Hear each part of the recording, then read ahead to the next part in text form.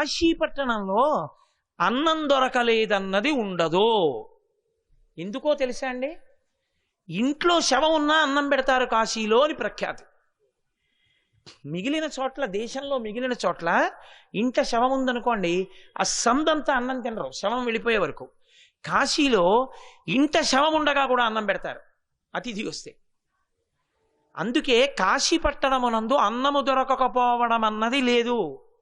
ఈ కాశీపట్టణంలోనే అన్నపూర్ణమ్మ తల్లి కేవలం అన్నం పెట్టడం కాదు, భక్తితో కూడిన సాధననిచ్చి జ్ఞాన వైరాగ్య సిద్ధ్యర్థం భిక్షాం దేహీ చ పార్వతి అంటారు శంకర భగవత్పాదులు.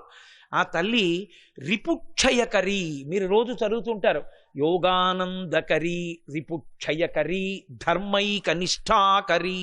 అది ఆవిడ గొప్పతనం, శంకరుల గొప్పతనం అది. ఇక్కడ అమ్మ ఏం అనుగ్రహిస్తుందో తెలుసా? ఇక్కడ అమ్మ పెట్టే అన్నం తింటే యోగానందకరి. యోగం అంటే అనేన యుజ్యతే ఇతి యోగ. అనేకముగా కనపడినవి అనేకము కాదు, ఒక్కటే అన్న దృష్టి కలగడం. ఒక్క పరమేశ్వరుడే ఇన్ని రూపాలతో ఉన్నాడు అన్న భావన కలిగితే యోగం అంటారు. ఆ యోగానందమే మోక్షానందము. ఆ ఆనందం ఇవ్వగలిగిన తల్లి ఆవిడే, ఆవిడ అనుగ్రహం చేతనే వస్తుంది. యోగానందకరి, రిపుక్షయకరి. రిపుహు అంటే శత్రువు, శత్రువులను దునుమాడుతుంది. కేవలము బాహ్యమునందు శత్రువులు కాదు, అంతఃశత్రువులు. కామక్రోధశ్చ లోభశ్చ దేహే తిష్టంతి తస్కరాహ జ్ఞానరత్నాపహారాయ తస్మాత్ జాగ్రత్త జాగ్రత్త అని కదా. అందుకని ఆ తల్లి లోపలి శత్రువులను గెలవగలిగిన సమర్థతని అన్నం రూపంలో ఇస్తుంది. ఆవిడ చేతి అన్నం తింటే ఇక్కడ కాశీపట్టణంలో ఆ అన్నం ఎవరు తిన్నాడో వాడికి లోపల శత్రువుల్ని గెలవగలిగినటువంటి ధృతి కలుగుతుంది. అరే ఏంట్రా ఈ కోపం, దిక్కుమాలిన కోపం నాకు అని, కోపం మీద కోపం ఏంట్రా, నాకు ఈ ఇంద్రియ లౌల్యం ఎన్నాళ్ళు ఇంద్రియ సుఖాలు అన్న వైరాగ్యం కలుగుతుంది. ఇవి ఎక్కడి నుంచి వస్తాయంటే ఆవిడ పెట్టిన అన్నంలోంచి వస్తాయి.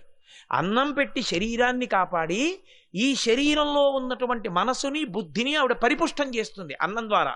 అందుకని యోగానందకరి, రిపుక్షయకరి, ధర్మైక నిష్ఠాకరి. ధర్మమునందు నిష్ఠ చేకూరుస్తుంది. నేను మీతో చెప్పాగా ఇంతకుముందు ధర్మం ఎంత ముఖ్యమో. ధర్మమునందు నిష్ఠ ఇచ్చి కాపాడుతుంది ఆ తల్లి. అంత అనుగ్రహశీలి.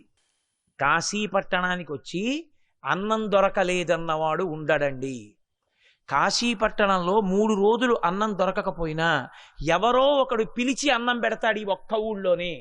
ఇక్కడ అన్నం దొరకకపోవడం ఉండదు అన్నారు. వారి అనుభవం ఎన్నో వాళ్ళ తాతల కాలం నుంచి ఇక్కడ ఉన్నవాళ్ళు. వాళ్ళు చెప్పకపోతే ఎవరు చెప్తారు? కాబట్టి తల్లి అన్నం పెడుతుంది. ఇక్కడే కాశీపట్టణంలోనే అద్భుతం జరిగింది. అన్ని వేదములను మహానుభావుడు విభాగం చేసి 18 పురాణములను రచించి బ్రహ్మసూత్రములు ఇచ్చినటువంటి వ్యాస భగవానుడు, శంకరులకి దర్శనమిచ్చి శంకరుల్ని అనుగ్రహించినటువంటి వ్యాస భగవానుడు, ఏ వ్యాస భగవానుడు లేకపోతే సనాతన ధర్మము కటిక చీకటో అంతటి వ్యాస భగవానుడు కాశీపట్టణానికి వచ్చాడు. వచ్చి ఆ విశ్వనాథుని యొక్క దేవాలయంలో కూర్చుని, ముక్తి మంటపంలో కూర్చుని రోజు శివమహాపురాణం చెప్పేవాడు శిష్యులకి. జైమిని, పైలుడు, వైశంపాయనుడు మొదలైన వాళ్ళు చుట్టూ కూర్చునేవారు. ఇతరులు కూర్చునేవారు, శివమహాపురాణం చెప్తుండేవాడు. వ్యాసుడే చెప్పడం అంటే ఎంత గొప్ప! శివమహాపురాణం చెప్పి కమలపాకులతో బుట్టలు కట్టి ఆ బుట్టలు తల మీద పెట్టుకుని మధ్యాహ్నం అయ్యేటప్పటికీ వెళ్ళి భవతి భిక్షాందేహి అని అడిగేవాడు. మధ్యాహ్న కాలంలో అన్నపూర్ణమ్మ అందరికీ అన్నం ఇక్కడ పెట్టి తీరుతుంది. అందుకని అన్నం పెట్టేవారు. ఆ అన్నం తెచ్చుకుని తినేవారు. ఎలా తినేవారు ఆయనే చెప్పాడు ఒకప్పుడు అన్నపూర్ణమ్మతో. కాశీపట్టణంలో అన్నం తినేటప్పుడు ఒక మర్యాద పాటించాలి. యాత్రకు వచ్చిన వాళ్ళు వచ్చాం కదా, మనం వండుకున్నాం కదా, తినేసాం కదా అని తినేయడం కాదు. మనం తినడానికి ముందు చక్కగా ఒక విస్తట్లో పదార్థాన్నంతటినీ సర్ది గంగానదికి పట్టుకెళ్ళి గంగానదికి నివేదన చేస్తూ ఆ పదార్థాన్ని విడిచిపెట్టాలి. తర్వాతే మనం తినాలి. పాపం మహానుభావుడు వ్యాస భగవానుడు అలాగే తినేవాడు శిష్యులతో. అయితే ఒక చమత్కారం జరిగింది. శివుడు అన్నాడు, 4 వేదములను విభాగం చేశాడు, బ్రహ్మసూత్రాలు రచించాడు, 18 పురాణములను ఇచ్చాడు, మహాభారత రచన చేశాడు. లోపల ఎంత జ్ఞాన వైరాగ్యములు కలిగాయో చూద్దాం. కాబట్టి ఓ విశాలాక్షి అన్నపూర్ణ, తత్వత విశాలాక్షి అన్నపూర్ణ, కానీ వాళ్ళు ఒకటే స్వరూపం. ఏం చేస్తావో తెలుసా? నువ్వు ఒక పని చెయ్యాలి ఇవాళ. బాదరాయుని చిత్తము ఏ పాటిదియో అరయంగవలయో కాన అతడు భిక్షాటనంబులకు ఏగుదించినప్పుడు ఏ ఇంటనూ భిక్ష కలగకుండా చేయంగవలయు నీవు. నువ్వు అన్నపూర్ణవి కదా. ఇవాళ బాదరాయణుడు రేగు చెట్ల కింద తిరిగినవాడు, పుట్టినప్పుడు మహానుభావుడు. ఆయన శిష్యులతో వస్తాడు మధ్యాహ్నం భిక్షకి. ఆయన వచ్చినప్పుడు ఏ ఇంటికి ఎడితే ఆ ఇంట్లో భిక్ష దొరకకూడదు. ఏం చేస్తాడో చూస్తాను. ఎందుకంటే కాశీపట్టణంలో ఇంద్రియ నిగ్రహం ఉండాలి. అసూయ పనికిరాదు, ఈర్ష్య పనికిరాదు. పెద్దలకి సేవ చెయ్యాలి, జ్ఞానవృద్ధులు కనబడితే నమస్కారం చెయ్యాలి. కాశీపట్టణంలో మరణ భయం ఉండకూడదు. ఎందుకంటే కాశీపట్టణంలో చచ్చిపోతే ఇంకంతకన్నా అదృష్టం లేదు. ఎక్కడైనా చచ్చిపోవలసింది, ఇక్కడ చచ్చిపోతే మోక్షం. కాబట్టి భయం ఉండకూడదు. అలా ఉన్నవాడు కాశీలో ఉంటాడు. వ్యాసుడు ఇందులో ఎంతవరకు పొందాడో చూస్తాను. రోజు చెప్తున్నాడుగా పురాణం. అందుకని పరీక్షిస్తాను. అన్నం దొరకకుండా చెయ్యి అన్నాడు. అలాగేనంది ఆవిడ. భర్త ఆజ్ఞ ఔదలదాలుస్తుంది. ఈయన శిష్యుల్ని పిలిచాడు. పట్టుకోండి తమలపాకుల బుట్టలో పట్టుకుని బయలుదేరండి, వెడదాం బ్రాహ్మణ వీధుల్లోకి అన్నాడు. అని బయలుదేరి వచ్చి భిక్షాటన చేస్తున్నాడు. ఏ ఇంటి ముందుకి వెళ్ళి అడిగినా సరే ఏమి ఆశ్చర్యమో తెలియదు. ఆ రోజున మహానుభావుడు తిరిగి ఇల్లిల్లు భిక్షాంప్రదేహి అనొచ్చు, బాదరాయణుడు ఈశాను పట్టణమున. కానీ పిలిచి ఒట్టు పెట్టిన ఎట్లు ఏ గుల్మలయును పిలిచి పట్టెడు అన్నంబు పెట్టదయ్యే. ఆయన తిరిగి ఇల్లిల్లు బాదరాయణుడు ఈశాను పట్టణమున ఇల్లిల్లు తిరిగాడు. ఆ రోజున ఆకలితో అన్ని ఇళ్ళు తిరిగి భవతి భిక్షాందేహి అన్నా సరే ఏదో మేము ఒట్టు పెట్టుకున్నాం వ్యాసుల వారికి అన్నం పెట్టమన్నట్టుగా. అసలు ఎవ్వరు ఒట్టు పెట్టిన ఎట్లు ఏ గుల్మలయును పిలిచి పట్టెడన్నంబు పెట్టదయ్యే. పట్టెడన్నం కూడా పెట్టలేదు ఎవరు. మధ్యాహ్నం దాటిపోయింది, సాయంకాలం అయిపోతోంది, కడుపు ఆకలితో జేవురించిపోతోంది. మళ్ళీ విశ్వనాథుడి గుడికి వెళ్ళిపోయాడు. గంగానదిలో స్నానం చేశాడు. సాయంకాలం అనుష్ఠానం పూర్తి చేసుకున్నాడు. ఏమిరా ఇవాళ మధ్యాహ్నం మనకి భిక్ష దొరకలేదు. కాశీలో భిక్ష దొరకపోవడం ఏమిటి ఆశ్చర్యం. కాశీలో ఎక్కడైనా ధర్మలోపం ఉందా అన్నాడు. శిష్యులు అన్నారు, కాశీ మహాపట్టణం మహాప్రభో, ఇక్కడ ధర్మలోపం ఏమిటి? ఏమీ లేదన్నారు. ఏమీ మన ప్రారంధం, మనకి ఇవాళ భిక్ష దొరకలేదు, నీళ్లు తాగి పడుకోండి అన్నాడు. పడుకున్నారు. మరునాడు ఉదయం లేచి మళ్ళీ భిక్షకు బయలుదేరారు. మధ్యాహ్నం అయింది, అనుష్ఠానం చేసుకుని మళ్ళీ మధ్యాహ్నం భిక్షకు బయలుదేరారు. మళ్ళీ భిక్షకు వెళ్ళి ప్రతి ఇంటి ముందు నిలబడి భవతి భిక్షాందేహి అంటున్నాడు. ఒక్కళ్ళంటే ఒక్కళ్ళు కూడా బయటికి వచ్చి అయ్యా నీకు పట్టెడు అన్నం పెడతామని వచ్చినటువంటి వాళ్ళు ఒక్కళ్ళంటే ఒక్కళ్ళు లేరు. పైగా ఏమ్మా ఆకలితో ఉన్నానమ్మా, నిన్నంతా అన్నం లేదమ్మా, పట్టెడన్నం పెట్టండమ్మా అని అడిగితే వండుచున్నారమను నొక్క వనజనేత్ర తిరిగి రమ్మను లేత పూతీగబోడి దైవకార్యంబు నీడను తెరవయోర్తు ద్వాకవాటంబు తెరవదు వనిత యొకతే. ఎంత చిత్రం అంటే ఒకళ్ళ ఇంటికి వెళ్ళి అమ్మా అన్నం లేదమ్మా, ఆకలమ్మా, నిలబడలేకపోతున్నానమ్మా అని ఏడుస్తూ భిక్షాటన చేసినా సరే, ఏడుస్తూ అంటే అంత బాధతో అని అడిగినా కూడా ఒక ఆవిడంది వండుచున్నారమను నొక్క వనజనేత్ర, వంట అవుతోందండి అందొక ఆవిడ. తిరిగి రమ్మను ఒక లేత పూతీగ బోడి, లేత పూలతీగ ఎలా ఉంటుందో అంత అందంగా ఉన్న ఇంకో ఆవిడంది, మీరు అలా వెళ్ళి రండి మళ్ళీ అంది. దైవ కార్యంబు నేడను తెరవయోర్తు, మా ఇంట్లో ఏదో పూజ జరుగుతోందండి నైవేద్యం అవ్వాలంది ఒక ఆవిడే.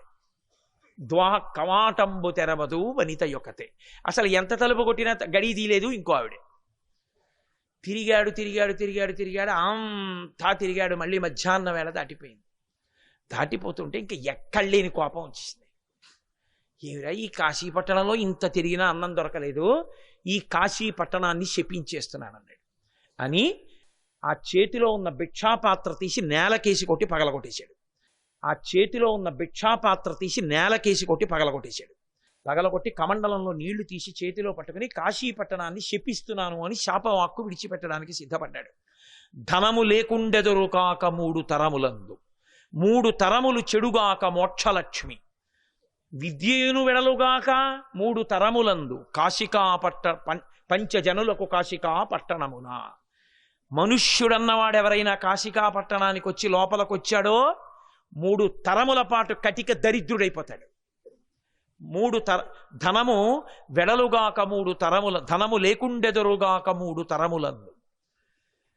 అలాగే 3 తరములు చెడుగాక మోక్షలక్ష్మి, 3 తరముల వరకు వాళ్ళ ఇంట్లో మోక్షం ఉండదు ఎవరికి.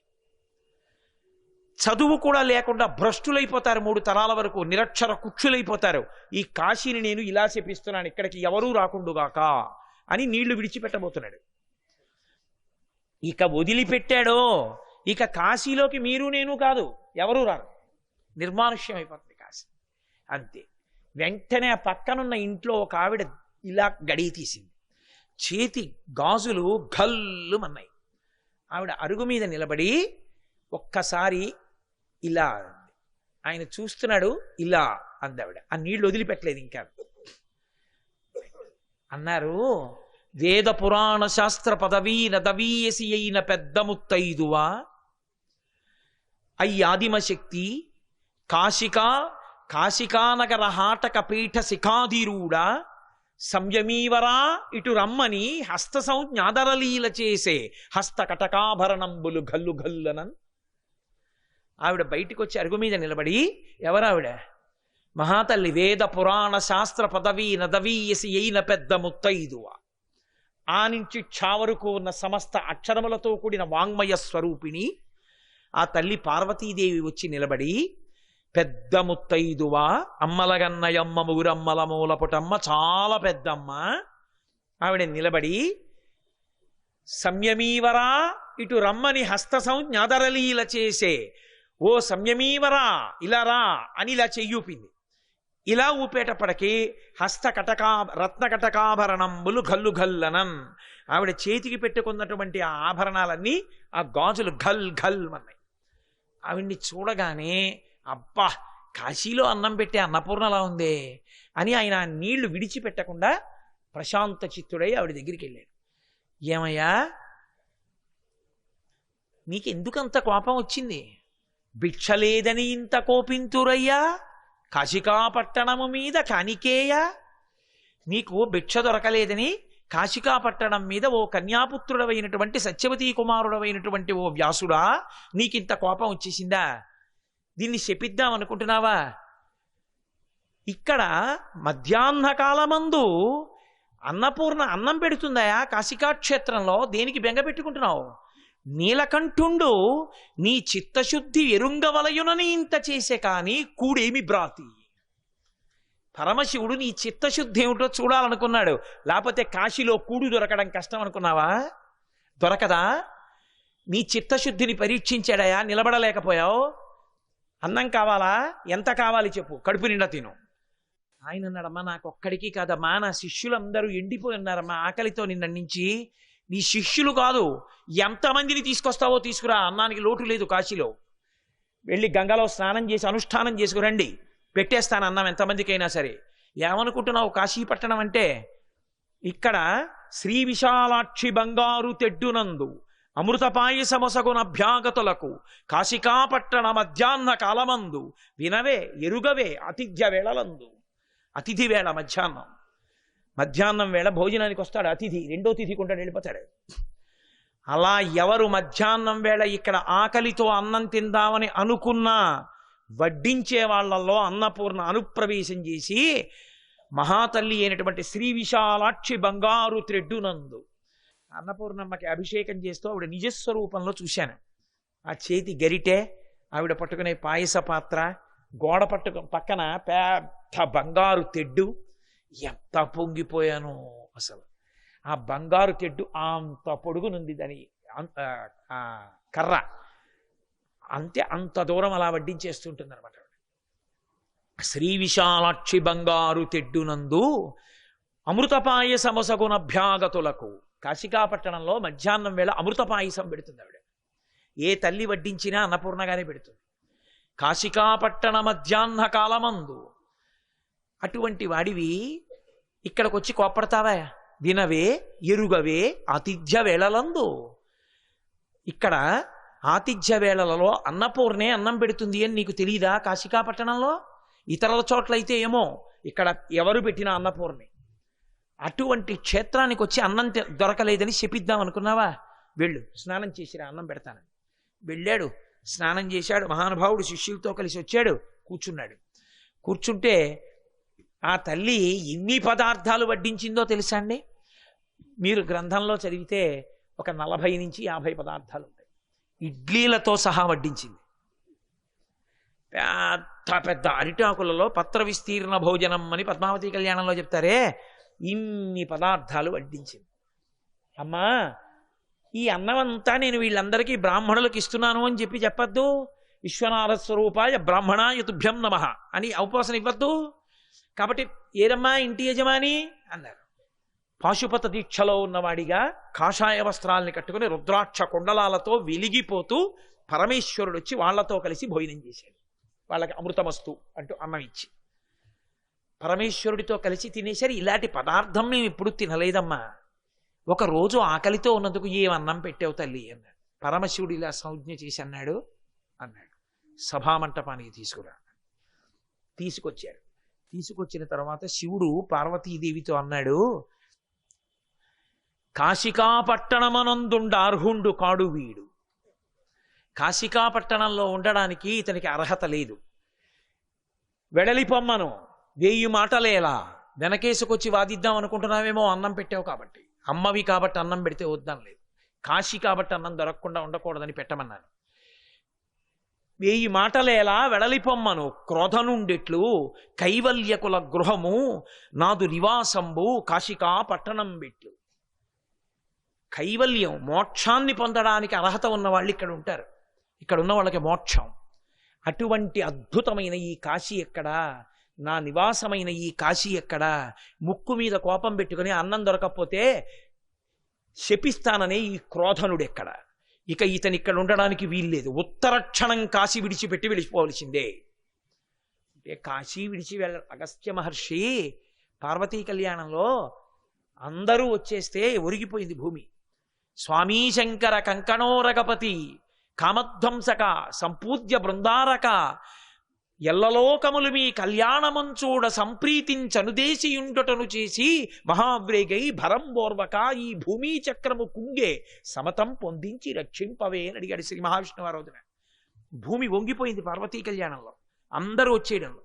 ఈ చక్రం ఇలా వంగితే ఇప్పుడు ఎలా అంటే మహాతపోదురంధరుడైన అగస్త్య మహర్షిని దక్షిణానికి పంపమన్నారు. అప్పుడు అగస్త్య మహర్షి దక్షిణానికి ఎడితే నిలబడింది భూచక్రం. కాబట్టి ఆయన అసలు నిజంగా మీరు వినాలి, కాశీపట్టణంలో అగస్త్య మహర్షి ఆశ్రమం ఏమిటో, ఎలా ఉంటుందో, ఆ లోపాముద్ర ఏమిటో, ఆ తల్లి ఏమిటో, వాళ్ళిద్దరి అనుష్ఠానం ఏమిటో, ఆ ఆశ్రమంలో ఎలా ఉంటాయో, అబ్బబ్బబ్బ కాశీపట్టణ వైభవం వర్ణిస్తారు. అద్భుతం అన్నమాట. ఆ అగస్త్యుడు వెళ్ళిపోతూ అంత ఏడ్చాడు మహానుభావుడు. ఆయన మళ్ళీ రావచ్చు కాశీ, కానీ భూమి కోసం అన్నట్టు ఉండిపోయారు ఆయన, వింధ్య పర్వతం కోసమని ఉండిపోయారు ఆయన. వ్యాసు మహర్షికో ఇక నువ్వు రావడానికి వీల్లేదు కాశీ. 2 కాలముల యందు నువ్వు రావడానికి అనుగ్రహిస్తాను. ఒకటి, పితృతిథి కాలమునందు కాశీపట్టణంలోకి రా, నేను కాదనకూడదు. 2, గొప్ప పుణ్యకాలం ఏదైనా తిథి ఉంటే ఆ కాలమునందు లోపలికి వచ్చి బయటికి వెళ్ళిపోవు. అంతేకాని నువ్వు ఇక కాశీవాసము చేయడానికి అవకాశం లేదు. అప్పుడు వెళ్ళిపోయాడు వ్యాస భగవానుడు. ఎంత ఏడ్చాడో కాశీ నుంచి వస్తూ. అదే మన కాకినాడ పట్టణం దగ్గర ఉన్న సంపరాయపురము నీలకంఠేశ్వర స్వామి దేవస్థానంలో ఉపన్యాసాలు చెప్తానే, అక్కడే అగస్త్యుణ్ణి కలిసి ఆకాశంలోకి పైకి లేచారు. లేస్తే కాశీని వదిలి చాలా రోజులైంది, చూడకుండా ఉండలేకపోతున్నానంటే లోపాముద్రాదేవి వాళ్లతో కలిసి యోగశక్తితో పైకి లేచింది. లోపాముద్ర అంటే కేవలం పేరు అనుకుంటుంటారు, కాదు. లోపాముద్ర అంటే ఏమిటో తెలుసా అండి?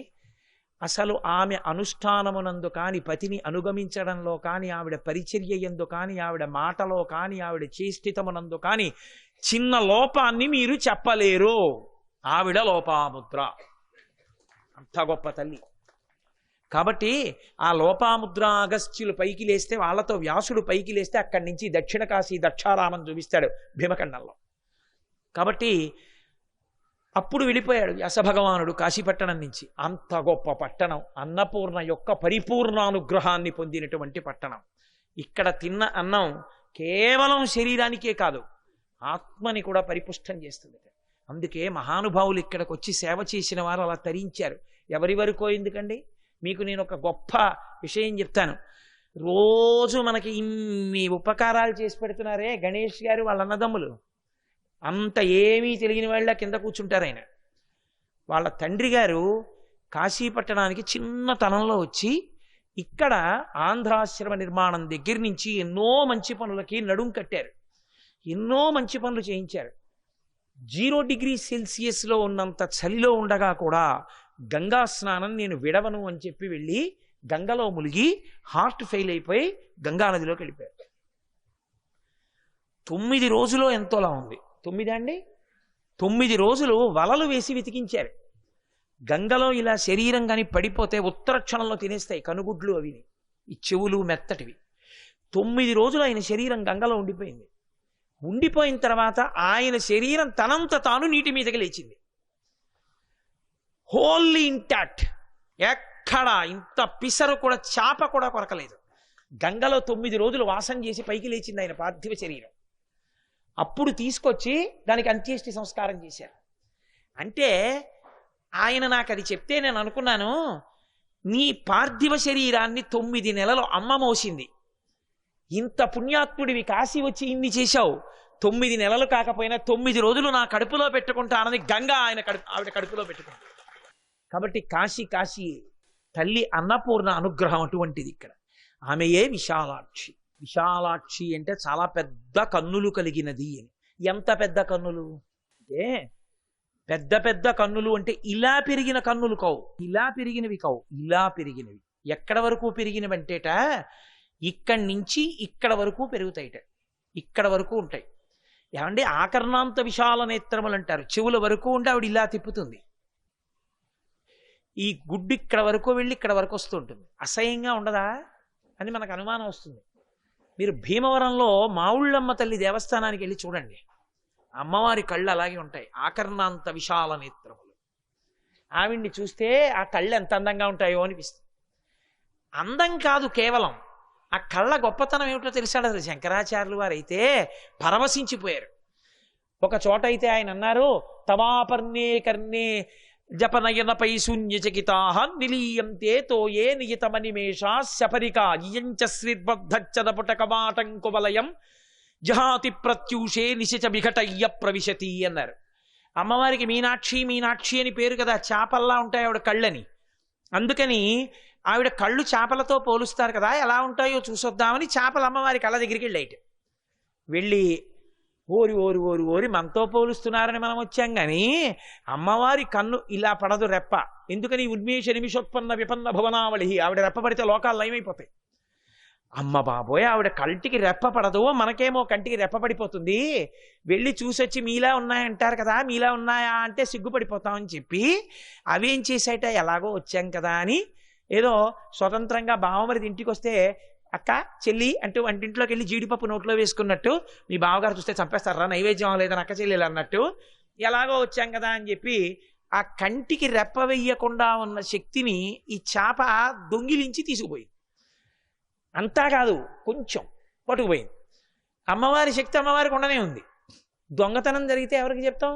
పక్కింట్లో చెప్తాం.